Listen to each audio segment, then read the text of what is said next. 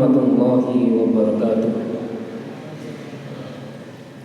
Innal hamdalillah nahmaduhu wa nasta'inuhu wa nastaghfiruh wa natubu ilaihi wa na'udzu billahi min shururi anfusina wa min sayyiati a'malina may yahdihillahu fala mudilla lahu wa may yudlil fala hadiya lahu. Asyhadu an la ilaha illallah wahdahu la syarika lahu wa asyhadu anna Muhammadan 'abduhu wa rasuluhu la nabiyya wa la rasula ba'dahu. Ya ayyuhalladzina amanu taqullaha wa qulu qawlan sadida yushrih lakum a'malakum wa yaghfir lakum dhunubakum wa may yuti'illaha wa rasulahu faqad faza fawzan 'azima. Fa inna asdaqal hadithi kitabullah wa khairal hadyi hadyu Muhammadin sallallahu alaihi wasallam wa syarrul umuri muhdatsatuha wa kullu muhdatsatin bid'ah wa kullu bid'atin dhalalah wa kullu dhalalatin finnar. Allahumma salli wa sallim wa barik wa an'im wa zid ala habibina wa rasulina wa qudwatina Muhammadin sallallahu alaihi wasallam wa man tabi'ahum bi ihsan ila yaumil thumma amma ba'du. Hadirin jamaah sekalian yang mudah-mudahan dirahmati Allah Subhanahu wa taala. Alhamdulillah, senang dan bahagia sekali bisa kembali bermajelis ilmu. Mudah-mudahan ini bisa menjadi tambahan hidayah kepada kita, tambahan ketaatan, sarana mendekatkan diri kita kepada Allah Subhanahu wa taala. Semoga salawat dan salam senantiasa terlimpah tercurah kepada Rasulullah sallallahu alaihi wasallam, keluarga beliau, sahabat-sahabat beliau, dan semoga kepada kita sekalian. Baik, kita akan melanjutkan kajian kita di kitab Mukhtasar Minhajul Qasidin, yaitu di bab kitab Thaharah wa asraruha wa shalah wa ma yata'allaqu biha. Qala al-mu'allif rahimahullah ta'ala, mu'allif rahimahullah ta'ala berkata di kitab Thaharah, kemudian rahasia-rahasianya. Jadi ulama-ulama tasbih ini suka membahas ibadah dan rahasianya, gitu ya. Sholat dan rahasia-rahasianya. Karena banyak sekali kita menjalani sholat, puasa, atau toharah, itu terkadang lupa di balik itu ada makna apa dari syariat Allah Subhanahu wa taala yang mulia itu ya. I'lam anna toharata laha arba'u maratin. Ketahuilah bahwasanya bersuci itu di dalam Islam memiliki 4 tingkatan. Ada tingkatan toharah atau bersuci. Al-ula tadhhirul dhahir minal ahdath wal anjas wal fadalah. Yang pertama adalah membersihkan lahir yang nampak dari berbagai macam hadas, ya, kotoran-kotoran, seperti mohon maaf apa yang keluar dari lubang dubur dan kubul, ya. Ini nanti anjas, najis dan hadas ketika seorang misalnya buang angin, ya, itu ada cara bersucinya. Wal fadalah, dan berbagai macam kotoran, berbagai macam hal-hal yang dianggap kotor oleh syariat. Wa thaniyah, yang kedua, tingkatan kedua, tadhhirul jawarih minadz-dzunub wal atham. Membersihkan anggota badan dari dosa-dosa dan kesalahan. Ini juga taharah. Apa maksudnya? Membersihkan mata kita dari berbuat maksiat, melihat hal-hal yang haram. Membersihkan mulut kita dari ghibah, dari namimah, dari mengadu domba, dari memfitnah. Membersihkan tangan kita dari memegang yang haram, mencuri, memukul, mengambil hak orang lain, ya. Mungkin memencet, menulis status, ya, komentar yang tidak diridhoi oleh Allah Subhanahu wa taala di media sosial, ya. Kemudian wal atham, dan berbagai macam dosa-dosa. Kaki kita dari melangkah menuju tempat-tempat yang haram, ya. Ini termasuk toharah. Wasalisatu, tingkatan yang ketiga, tathhirul qalbi minal akhlaq al-madhmumah warradha'il al-mamqutah. Membersihkan hati kita dari berbagai macam akhlak yang tercela, ya, iri, dengki, hasad, dendam, ya, warradha'il al-mamqutah, dan berbagai macam keburukan hawa nafsu yang dimurkai atau dibenci oleh Allah Subhanahu wa taala. Ya, hati kita, tentu kita sebagai manusia seringkali ada penyakit-penyakit hati seperti itu. Dan itu juga bagian dari toha, dibersihkan. Yang keempat, tingkatan yang tertinggi, tadhhirus sir amma siwallahi ta'ala. Ya, wa hadha wal ghayah al-quswa. Membersihkan rahasia jiwa kita yang tidak tampak dalam diri kita dari selain Allah Subhanahu wa taala. Ya, niatan-niatan yang tersembunyi kepada selain Allah Subhanahu wa taala. Niat kita misalnya sholat, niat kita puasa, sedekah, zakat, berhaji, berumrah, ya, berjihad, itu apa? Dari selain Allah Subhanahu wa taala. Bukankah para hadirin sekalian, 3 golongan yang pertama kali diseret ke neraka bukan para pezina, pemakan riba, orang yang bunuh, bukan.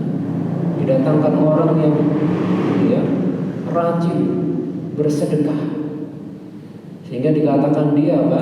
Dermawan. Padahal niatnya agar dia dikatakan dermawan. Kemudian seorang mujahid berjihad di jalan Allah Subhanahu wa taala. Ketika dikatakan manusia, dia adalah seorang pemberani. Kamu berjihad agar dikatakan yuqal annaka jari wa qad qil. Dan manusia mengatakan engkau sang pemberani. Yang satunya lagi ahli ilmu atau ahli Al-Quran, membaca Al-Quran agar dikatakan dia qari. Ya. Ini yang paling berat. Ya. Faman qawiyat basiratuhu samata ila hadzal matru.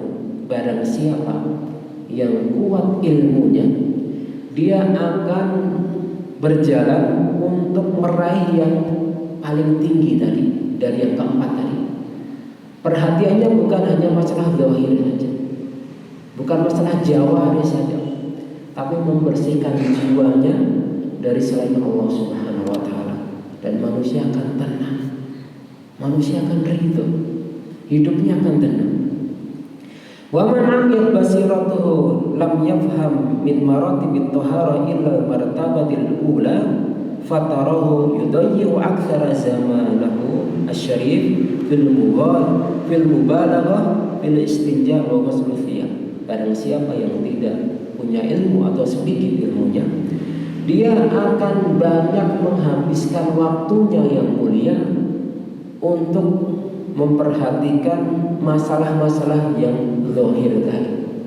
Ada orang yang dia taharah, para hadirin sekalian, berwudu mungkin setengah jam nggak beres, mandi wajib 1 jam nggak beres, ada was-was nanti kalau begini dan begitu, ya. Istinja menggunakan batu, merasa dirinya nggak suci, padahal jelas sekali sunnahnya ada, gitu kan? Jadi dia disibukkan dari permasalahan yang zahir, taharah yang zahir, ya. Lupa dengan yang lebih utama daripada itu. Kemudian para hadirin yang dirahmati Allah Subhanahu wa taala, bagaimana dahulu para salafus saleh, mereka lebih mengutamakan hal-hal yang sifatnya itu batin. Ya, kamu yastaghriquna zaman fi tathhiril qulub wa yatasahaluna fi amri dhahir. Dulu mereka tidak begitu memperhatikan para sahabat, ya. Para salafus saleh kalau dilihat, ya, bagaimana penampilannya dibanding manusia zaman sekarang jauh. Ada seorang tabi'in, bahkan sayyidut tabi'in, ada yang mengatakan muhadram, namanya Uwais Al-Qarni. Orang suka menyebutnya Al-Qarni. Ya, tapi kalau dalam Syiarul Alam An-Nubala itu yang lebih tepat Allah Ta'ala Alam Al-Qarani, ya, dari Koran, salah satu daerah di negeri Yaman. Itu ketika datang bersama kafil haji, tidak ada yang penampilannya biasa saja, bahkan mungkin kelihatannya lusuh, acak-acakan. Tapi sebelum Rasul wafat, pernah pesan kepada Umar radhiyallahu taala anhu, begitu juga Ali, Umar radhiyallahu taala dan Ali bin Abi Thalib radhiyallahu taala anhu, ya. Nanti kalau datang, ya, seorang yang bernama Uwais dari Yaman, mintalah untuk dimohonkan maaf. Ya.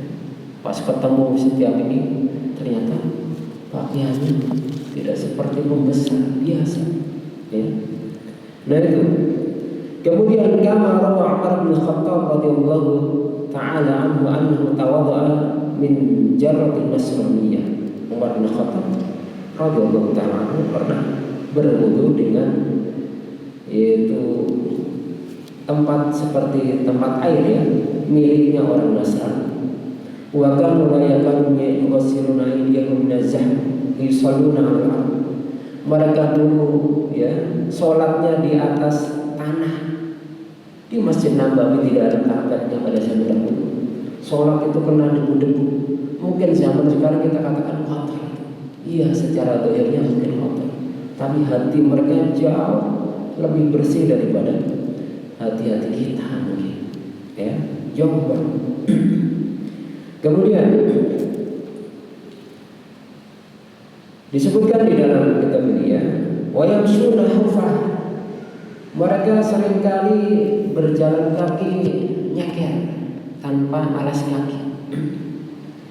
Nah, dari Fadhalah bin Ubaid radhiyallahu ta'ala anhu, di antara sunnah Nabi sallallahu alaihi wasallam itu adalah terkadang, ya, memakai berjalan tanpa alas kaki atau nyeker, grounding gitu, ya, untuk menunjukkan ketawaduan, ya.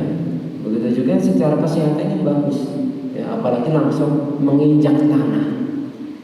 Kaki kita langsung menginjak tanah, gitu kan. Zaman sekarang kalau anak-anak menginjak tanah langsung itu dikira itu nanti akan kena bakteri, kena macam-macam, ya.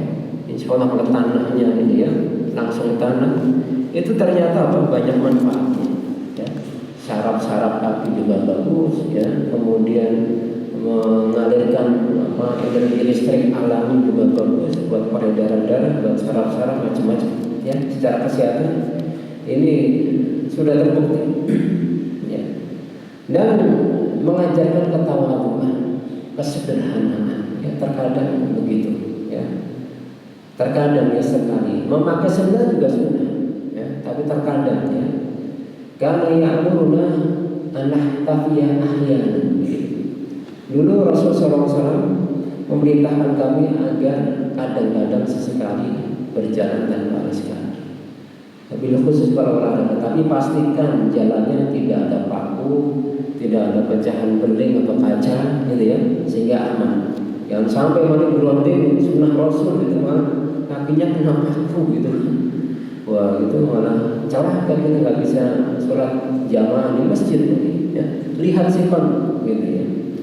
Apalagi zaman sekarang orang buang ini macam-macam, ya. Kadang buang sampah, buang paku, pecahan kaca itu di jalan. Harus hati-hati, gitu, ya. Durinya ada atau tidak. Wa bawatinuhum kharab, ya. Tapi, ya, orang zaman sekarang, ya, seringkali mereka, ya, waqad intahal amru ila qaumin yusammuna ar'una nadhafah fatara aksara zamanuhum yamri fit tasjinil dhawahir, ya, sampai pada satu kondisi di mana orang lebih mementingkan hal-hal yang sifatnya dhahir, menghias dhahir, wa bawatinuhum kharab, tapi, ya, di dalam hatinya itu rusak, ya, kotor, mahsyuwatun bi khaba'ithil kibr, penuh dengan kotoran-kotoran kesombongan, wal ujub, pengen disanjung, pengen dipuji, wal jahl, dan kebodohan, waria, wanifah, ria, nifah, ya, dan lain sebagainya. Nah ini, ya. Fangdur kaifa ja'alul bazalah allati hiya minal iman bazalah. Bahkan menuduh sesuatu yang disunahkan Rasul bagian dari iman itu sebuah ketertinggalan atau kotoran.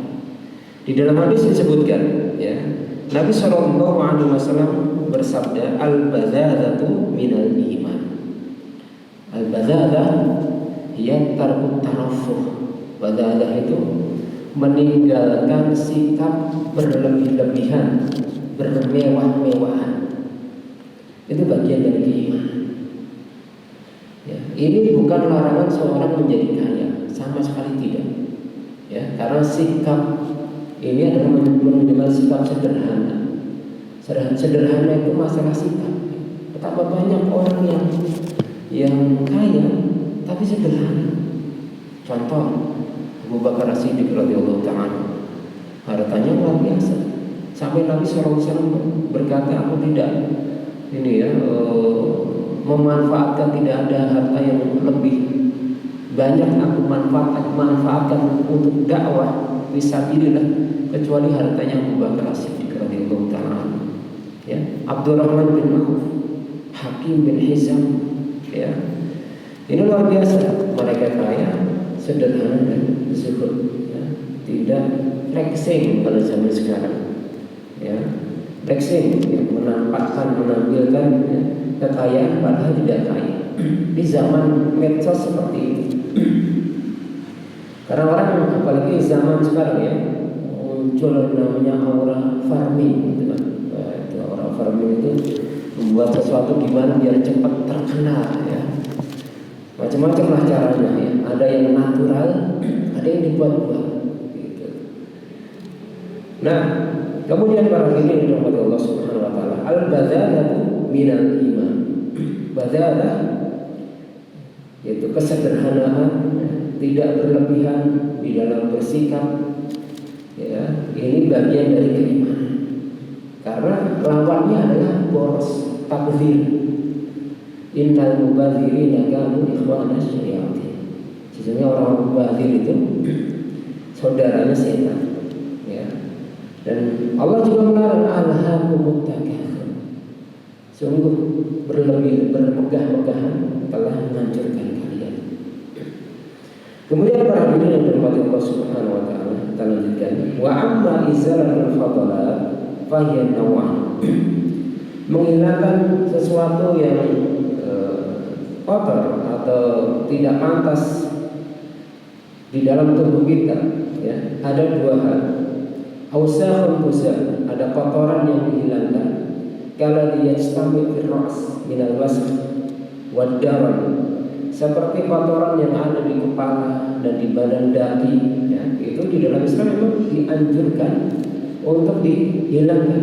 Wa yustahabbu tanzifuhu bil ghusl wa tarjih. Dianjurkan untuk dibersihkan dengan mandi, baik mandi sunnah seperti mandi sebelum Jumat, ya, atau mandi secara wajib atau mandi adah kebiasaan. Kemudian kita tidak disisir bagi yang memiliki rambut, disisir. Wa tabhin izalati sya'af. Begitu juga diminyaki. Maka adalah sya'af al-yukrimu. Barang siapa yang memiliki rambut hendaknya dimuliakan, dirawat, diminyakin, disisir, ditata, gitu ya. Yang penting jangan koza, dipotong sebagian, ditinggalkan sebagian. Nah, Nabi SAW melarang koza. Nabi SAW melarang dari koza, memotong sebagian, ya, misalnya dipotong di sini doang, ditinggalkan sebagian, ya. Kalau hendaknya ditinggalkan seluruhnya atau dipotong seluruhnya, ya. Itu yang paling aman begitu. Wa yustahabbu tasawwur wal marmadah di izalati ma'al asnan wal lisan. Dianjurkan untuk bersiwak dengan akar pohon arab, ya. Siwak itu mardhatun li rabbi mutahharatun lil fam, membersihkan dari mulut, dari kotoran-kotoran di mulut, begitu juga mendapatkan ridha Allah Subhanahu wa taala. Di antara sunnah Nabi sallallahu alaihi wasallam adalah bersiwak. Sebelum berwudu, sebelum tidur, ketika masuk rumah, ketika membaca Al-Quran, bahkan beliau senantiasa menyanding siwak. Ya. Ini perhatian tentang kebersihan. Kemudian an-naw tsani min salatul fadlat ajza'un tukhdah, ya, atau bagian-bagian tertentu yang dianjurkan dibersihkan di dalam tubuh. Misalnya qasus syarib, memotong kumis. Ini juga termasuk sunnah fitrah, memotong kumis, ya, dipotong dengan gunting, mikos. Ya, nafdul ibn, mencabut bulu ketiak, ya. Halqul 'anah, istihdad atau mencukur bulu kemaluan, dicukur. Kemudian taklimul adzafir, termasuk ini yang lebih kukunya itu dipotong. Beberapa waktu lalu saya melihat di medsos itu orang dia memelihara kuku itu sampai mungkin ada kali 20 cm, 20 cm semua, 10-10-nya dipelihara, 20 cm. Jadi makan ya. Nah ini bukan sunnah kita. Bagi seorang muslim, baik laki-laki atau wanita, dianjurkan memotong kuku sebagai bentuk apa? Menjaga kebersihan. Wah, saya bisa dibersihkan dengan ini. Bukan layaknya membersihkan riwah gitu ya. Meskipun masih bisa makan, bisa itu ribet. Gitu kan? Dan itu bukan fitrahnya manusia. Jadi dipotong kukunya. Gak usah sayang-sayang. Gitu ya. Itu apa? Dianjurkan. Kemudian ada khitan. Ya, khitan itu juga dianjurkan dipotong bagi laki-laki. Ya. Itu untuk menjaga kebersihan. Wa yakrahu nafsu syai' wa yustahabbu khidahu.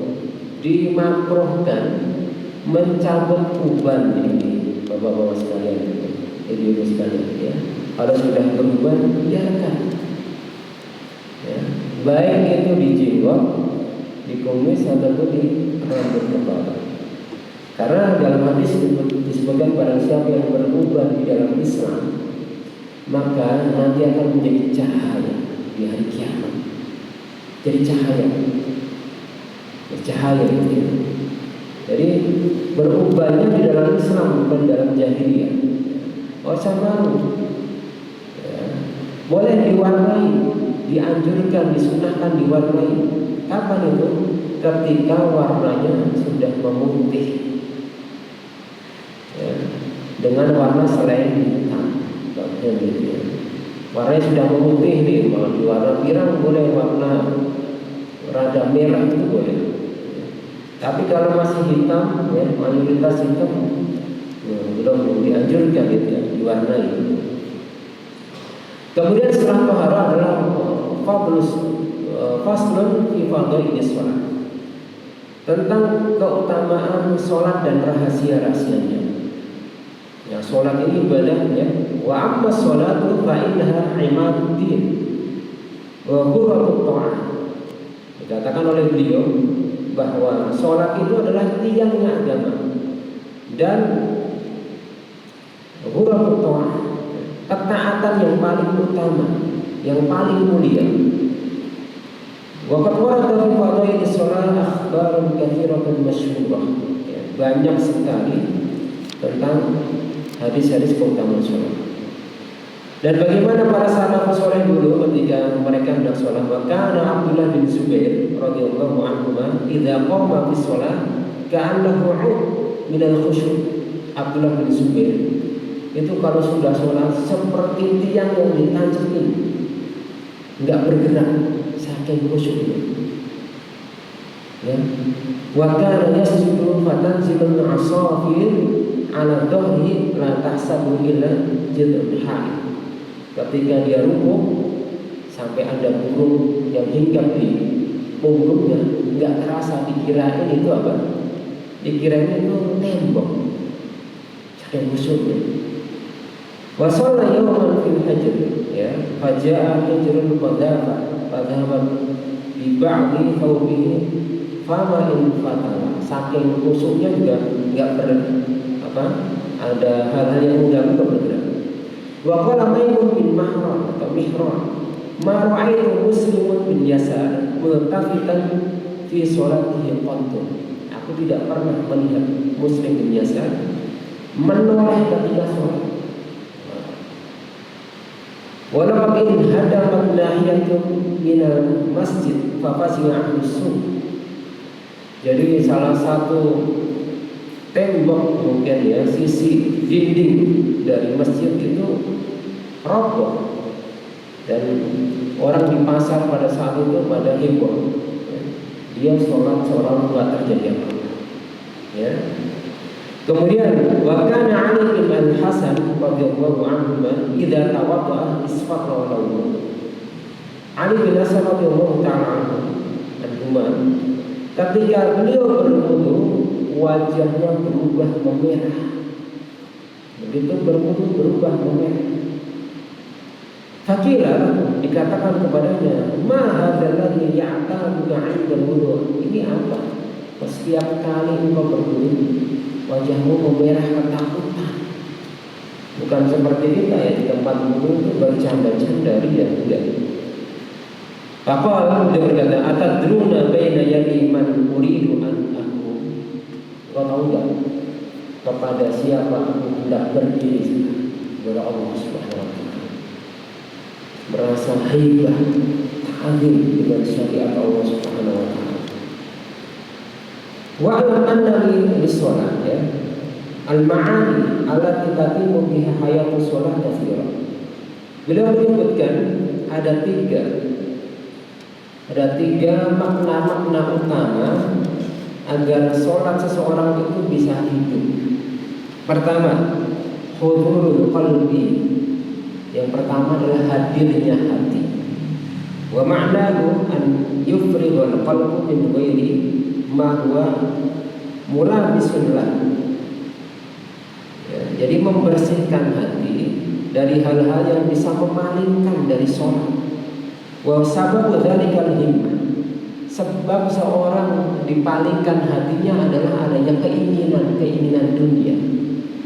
Kita sholat Allahu Akbar, tapi hati kita mikirin fulan, mikirin ini, mikirin pikiran kita kepada pekerjaan, kepada utang, kepada macam-macam, ya, medsos gitu kan. Jadi hati kita nggak hadir ketika sholat. Jadi bahaya sekali. Ya. Fala ilaja li hudari ila sarful himmah ila sholat. Tidak ada obatnya kecuali fokus kita menghadap Allah dalam sholat. Ya, fokus. Ya. Wa insiraful himmah yuqawi yaqwa wa yun'a. Bihasbi kuatil iman bil akhir wa ihtiqari dunya. Dan keberpalingan tadi ya, hati ketika sholat itu kadang menguat, kadang melemah, tergantung kuat imannya dengan akhirat dan rendahnya dunia. Kalau kita semakin kuat iman kepada akhirat, insya Allah hati kita akan hadir ketika sholat. Betapa sering kita sholat tapi hati kita nggak hadir, ya. Sehingga kita sholat nggak tahu apa-apa, sampai yang dibaca tadi lupa. Coba tadi pas sholat maghrib baca apa? Rakaat pertama setelah Al-Fatihah, surat apa tadi? Siapa yang ingat itu? Imam baca surat apa tadi? Oh Pak, Masya Allah, lillahi fi Quraisy. Yang kedua tadi apa?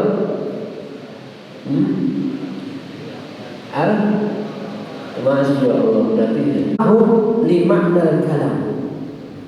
Yang kedua adalah memahami makna kalimat bacaan sholat. Fa'innahu amrun wa ra'ahudul qalbi. Ini perkara setelah hati kita hadir, kita memahami bacaan sholat, bukan sekadar mengingat tadi surat apa, ayat apa, bacaan doanya bukan, tapi memahami ayat-ayat yang dibaca. Di annahu rubbama kana al-qalbu hadiran ma'a lafzi duna makna. Nah ini yang penting. Seringkali hati kita hadir bersama lafaz ayat ini, setelah ini bisa berdiri ini gitu, tapi maknanya nggak masuk ke dalam hati kita. Ya, li'ilafi Quraisy dengan tasyikan dan Allah Subhanahu wa taala mengingatkan suku Quraisy di musim dingin, musim panas mereka punya harifah dagangan, gitu kan? Tujuannya apa? Mengingatkan dari sisi ekonomi itu, ya. Falyabudu rabb hadzal bait. Hendaklah beribadah.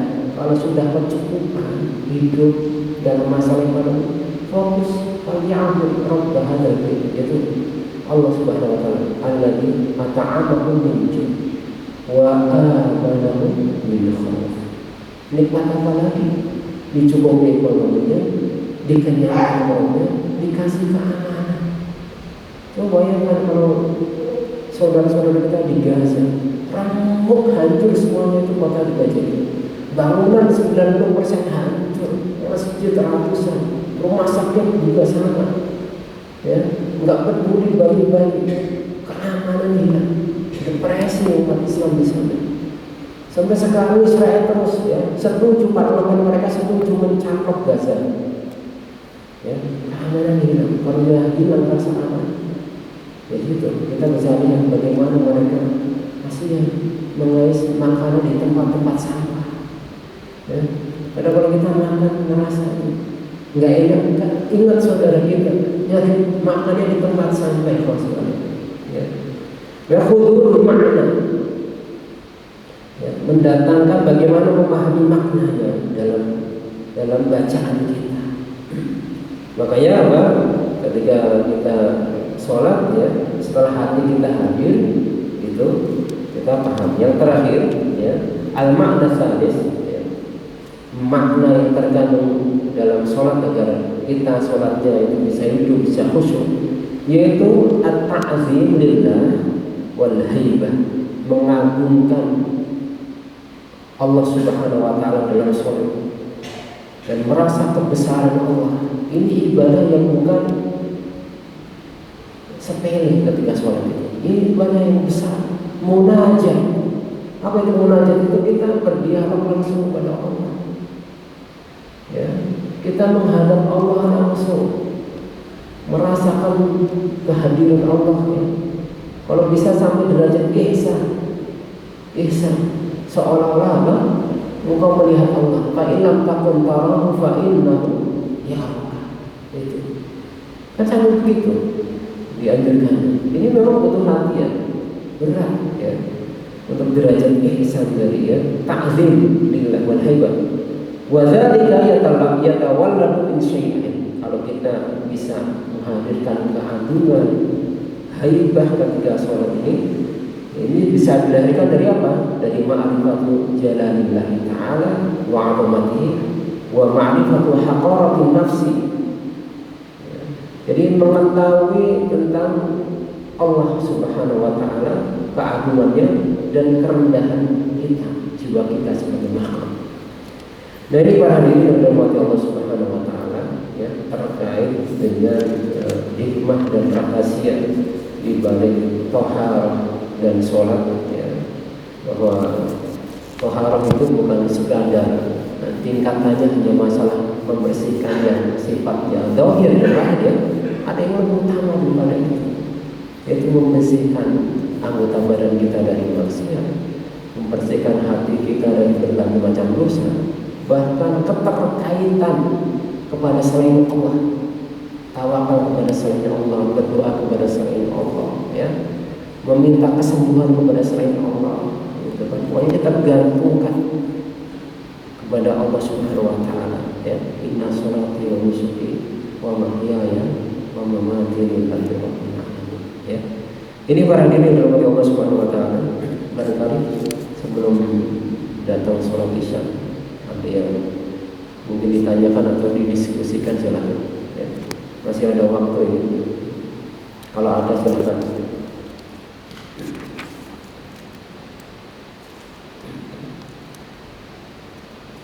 Ada atau tidak? Silakan Pak Surya. Waalaikumsalam warahmatullahi wabarakatuh.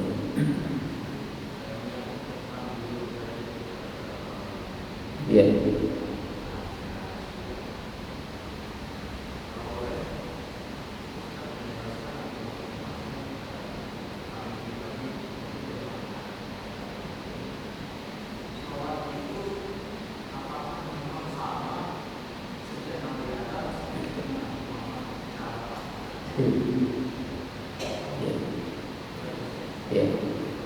Ya tentang kaifiyah tata cara sholat. Jadi syariat ya minkum ja'alna syir'atan wa minhaja. Ya, bagi setiap umat itu Allah jadikan syariat dan jalan beragama berbeda-beda. Ya. Ketika di masa Nabi Adam, begitu juga nabi-nabi setelahnya, Nabi Nuh, Rasul pertama, diperintahkan beribadah, diperintahkan sholat, berhaji. Ya. Itu rincian-rincian syariatnya berbeda. Ya.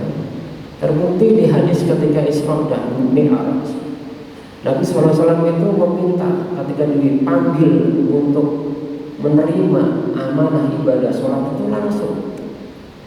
Ya. Langsung, ini bukan ibadah seperti zakat, puasa yang Allah turunkan lewat Jibril, tidak. Tapi saking agungnya sholat, Allah panggil.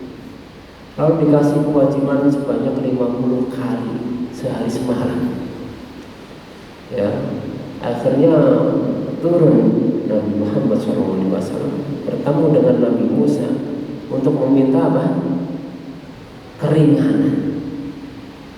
Meminta keringanan sholat berapa tadi? 50. Ya Allah, bayangkan kalau 50 kali sehari semalam 24 jam, setengah jam sekali kita bangun, nggak bisa tidur, nggak bisa kerja, nggak bisa ngapa-ngapain deh, kita di masjid aja atau di rumah aja. Bayangkan itu. Minta lagi kepada Allah Subhanahu Wa Taala karena sudah pengalaman Nabi Musa dengan Bani Israel. Akhirnya minta di porting ya, di diskon ya, jadilah 5. Ini yang belum tahu TV, 5 itu udah batasan minimal ya, nggak bisa di porting lagi sudah gitu ya. Makanya kalau seorang muslim itu setiap hari sholat 5 waktu, itu sudah memang begitu paketnya seorang muslim ya. Jangan merasa saya sudah sholat 5 waktu, alhamdulillah. Ya emang begitu. Saya sudah zakat, kalau Anda ya, sudah wajib zakat, ya emang begitu. Memang harus dikeluarkan zakatnya. Itu kewajiban. Ya, di awal-awal Islam juga begitu. Ya, sholat belum 5 waktu, di pagi dan petang. Di sholat di awal kewajiban sholat tahajud itu diwajibkan kepada Rasul. Ya, jadi mengalami berbagai macam perubahan tentang sholat itu. Ya, artinya apa? Setiap syariat berbeda-beda. Ya, syariat Nabi terdahulu tidak dijelaskan bagaimana. Bahkan ya'muru ahlu bis sholat. Nabi Ismail kan begitu. Beliau senantiasa memerintahkan keluarganya dengan sholat, wa zakat. Maka Nabi Isa juga demikian, diperintahkan sholat, zakat. Ya. Tapi tidak ada keterangan khusus ya, bagaimana kaifiyah tata cara sholatnya. Yang jelas mereka juga sholat, ya. Dan kemudian sholat 5 waktu inilah yang kemudian diwajibkan atas umat Nabi Muhammad SAW dan tidak boleh ditinggalkan dalam kondisi apapun kecuali orang hilang akal, ya sudah gila, atau mungkin orang tertidur sampai dia terbangun, ya, tertidur sampai dia terbangun, nggak tahu entah tidurnya berapa lama, gitu ya, selama dia tertidur, bisa jadi tidurnya kayak Ashabul Kahfi 309 tahun nggak mati, ya tidur. Ada yang Nabi yang tidurkan selama 100 tahun, Nabi Uzair, ya, alaihi salam. Ini kuasa Allah Subhanahu wa taala. Atau orang koma dalam artian dia nggak sadar selama berbulan-bulan. Ada yang koma selama 3 bulan ada, jadi nggak wajib sholat. Kalau dia sadar lagi, sehat lagi, baru dia sholat. Ya. Allah taala itu baik. Ada lagi pada zaman sekarang? Ya, ya.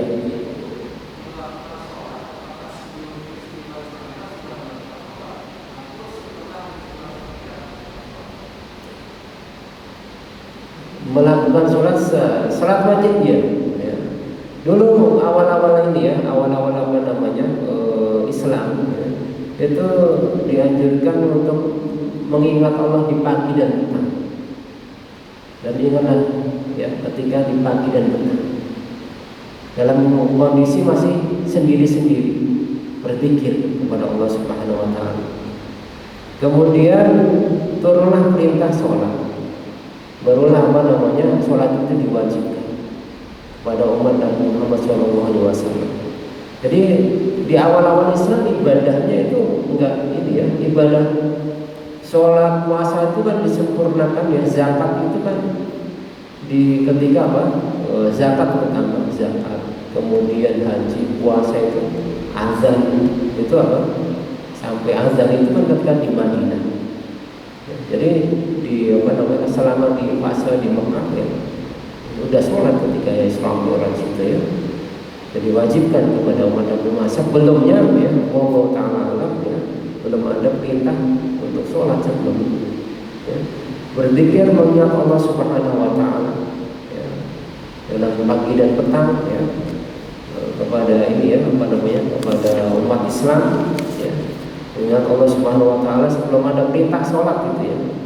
Kemudian sholat diperintahkan kepada Nabi Muhammad SAW. Dulu sholat malam diwajibkan. Sholat malam diwajibkan atas Nabi Muhammad SAW ya.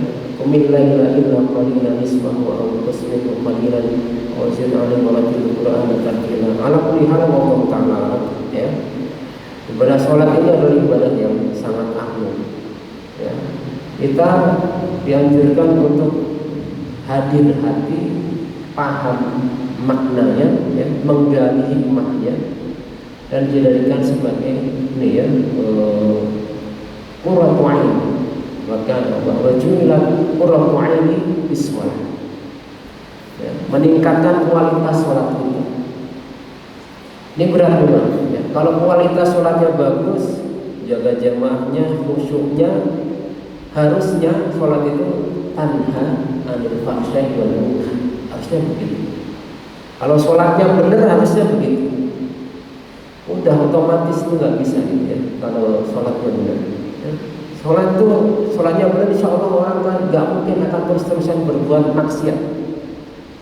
Nggak mungkin seorang orang akan jatuh kepada riba, kepada zina, kepada khamr karena sholatnya itu bagus. Ya.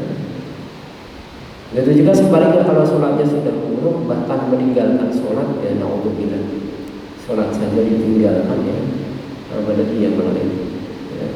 Makanya ini nikmat ya. Tiangnya agama ya. Pondasinya agama ya. Bahkan amalan yang pertama kali nanti apa? Dihisab, dilihat sholat. Maka berbahagialah kalau kita termasuk orang-orang yang menjaga sholat dan mudah-mudahan istiqomah. Barangkali itu saja para jamaah sekalian dirahmati Allah Subhanahu wa taala ya, nanti bisa dikaji kembali ya, terkait dengan hikmah yang ada dalam sholat ini. Adzan dulu, kita jeda dengan adzan ya. Wallahu taala.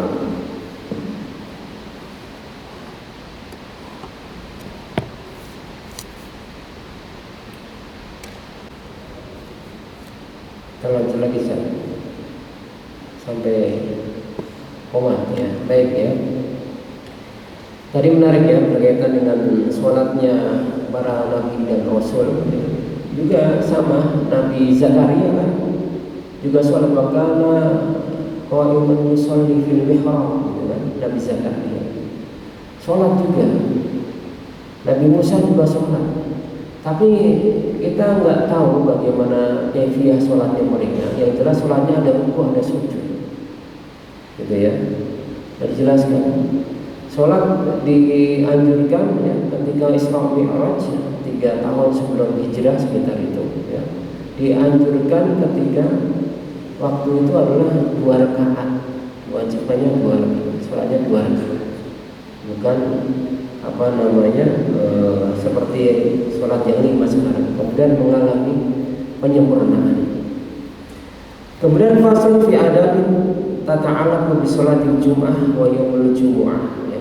Ada juga dibahas tentang khusus bab tentang sholat Jumu'ah ya. Di antaranya an yasta'idda laha min yaumil khamis fi lailatul jumu'ah bitandhif. Sholat yang paling mulia di antara sholat Jumat hendaknya dipersiapkan dari malam Jumat dengan membersihkan hal-hal yang dibersihkan, termasuk ghusl thiyab ya, memotong kuku, memotong kumis, mencabut bulu ketiak, membersihkan bulu kemaluan ya. Wa idatu ma yusriful hal al-ightisal fi yaumiha, mandi di hari Jumat ini sunnahnya. Atas yin bitanzifil badan wa qasul atfal wa siwak, berhias ya, dengan memotong kuku, bersiwak dan hal-hal yang lain yang tidak pantas ya. At-takbir ilaiha masyian, ketika menuju masjid dianjurkan berzikir seperti bertakbir. An la yatakhatta riqaban nas wala yufarriqu bainal itsnain, tidak melangkahi pundak-pundak ya, ketika mencari shaf tidak melangkahi pundak-pundak dan tidak memisahkan 2 orang ya. Kalau sudah penuh ya kita di belakangnya gitu. Sudah penuh di belakang, kecuali di depan ada celah boleh ya, itu apa dibolehkan. An yatluba shafal awwal, hendaknya mencari shaf yang pertama karena didoakan malaikat. Shaf yang pertama itu posisi yang menentukan prestasi. An la yamurra baina yadil musolli, tidak sholat di depan, tidak lewat di depan orang sholat. Ini juga tidak boleh. An yusolli sanah ba'dal jum'ah insya'a rakaat, an yusolli sunnah ya ba'dal jum'ah, setelah Jumat dianjurkan sholat sunnah 2 rakaat. Wa insya'a arba'an, kalau ini ya boleh ditambah jadi 4 atau dengan 6, ada banyak riwayat ya, ada hadis 2 kemudian 4 ada yang 6 ya. An yuqima fil masjid hatta yusolli asar, dianjurkan untuk berdiam di masjid ya, sampai sholat asar ya. Mencari keutamaan bahwa di hari Jumat itu ada satu waktu yang sangat mustajab. Ini berbeda-beda para ulama. Sebagian mengatakan ketika setelah azan sampai khutbah, ketika datang khatib sampai mulai khutbah itu waktu ijabah, berarti waktu azan ya. Yang kedua ketika duduk di antara 2 khutbah. Yang selanjutnya ketika selesai khutbah sampai sholat. Itu ada yang mengatakan itu waktu ijabah. Tapi pendapat mayoritas diantaranya adalah antara ini ya, 1 jam sebelum maghrib. Ini waktu ijabah di hari Jumat, setiap Jumat, gitu ya, dianjurkan itu. Kemudian menurut ini ya, menurut Ibnu Qudamah di sini ya, dianjurkan juga untuk melakukan sholat ini tasbih gitu ya. Kemudian dan ini tentu ada khilaf di kalangan para ulama insya'a sittah ya. Kemudian